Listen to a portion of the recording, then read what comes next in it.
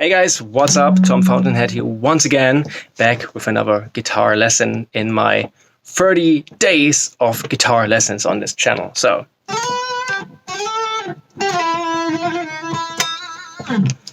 all right, what was that? That was the topic of today's lesson. So we are in the topic of fretboard knowledge. So I'm splitting these 30 days into 4 different topics, one for each week. So this week is number 2, and this is day 5 of week 2. So we're in fretboard knowledge land, and we're getting pretty advanced with this stuff. And we covered so many different things today. So one of the things we covered was chromatic passing tones, and I want to expand on that concept a little bit. So we talked about inserting chromatic passing tones into your scalar playing.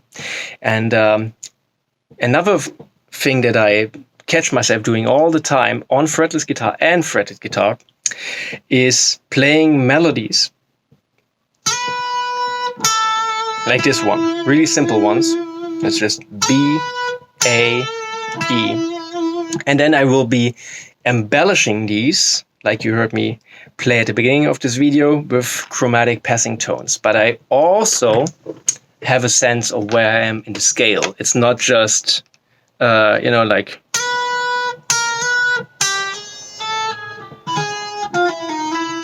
just whittling around with chromatics until you find a spot. It's a bit deeper than that. So first of all, I'll be seeing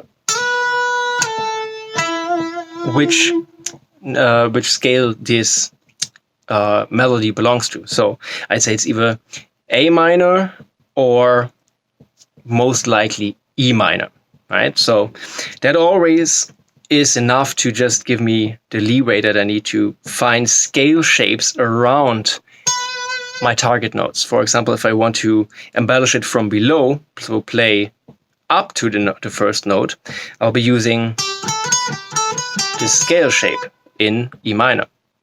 And obviously I can't help myself, and I will be adding chromatics. Alright, so that's cool. So much more lively than just playing the old note. And I can do the same thing for my A note here. Obviously, since I know I'm in E minor, I'll be starting with the F sharp.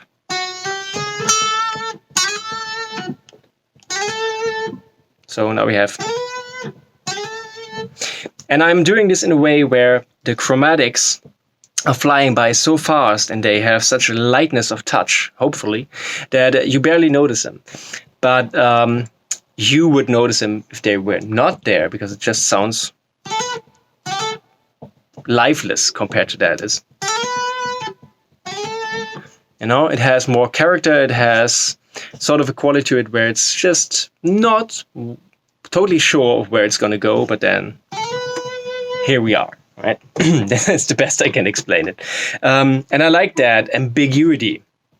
And that's why I like these embellished melody tones a lot more than just plain old. Some people might disagree, but that's just me. So now that we did like embellishment or playing up to the note from below 2 times, let's do, for the E, let's do 1 from above. Starting on a note I know is in the scale, another scale tone, chromatic, and then the target note.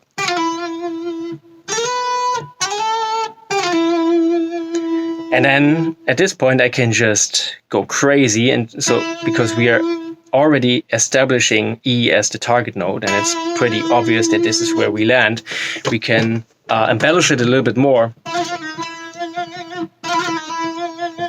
So this is something I do all the time, where I'll be sliding in and out of the 2 neighboring chromatics below and above. And if you do it quick enough, it will have this effect of embellishing the note without destroying the sense of its place in the underlying harmony, which is what you want. You don't want to be aimlessly wander around and then just stumble on the note. That's not what you want. So all these chromatics that we're doing on all these embellishments They're just that. They're embellishments. They should not really take away from the target notes themselves.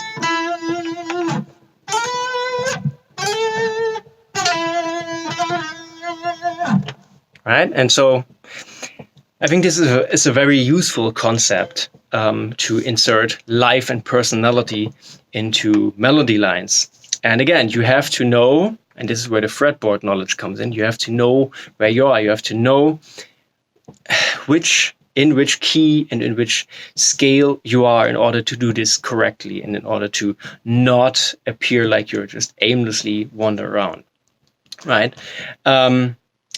So yeah, that's it. You pick the target tones, you see which harmony this is and which underlying scale we have, and then you pick the scale parts or scale shapes that would be great leading up to that target note, and you can fill in the gaps with chromatics.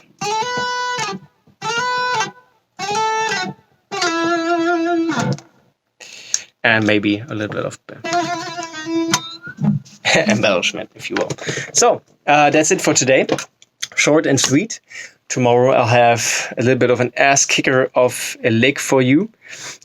Stay tuned for that. If you haven't already, ring the bell near the subscription button so that you will get notified for the next video or videos.